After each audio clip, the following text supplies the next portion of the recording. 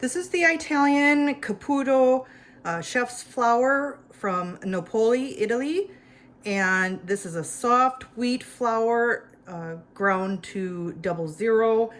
The reason why I bought this is because of the fact that it is imported from Italy, and they have produced the same flours for 3 generations, made from wheat and wheat alone. And so this is an Italian wheat. It's a chef's flour that is supposed to be wonderful for long fermentation baking. I also bought this to help work with sourdough along with pizza. This particular one is the 10 pack of the 2.2 pound of the chef's flour. This is ground so fine.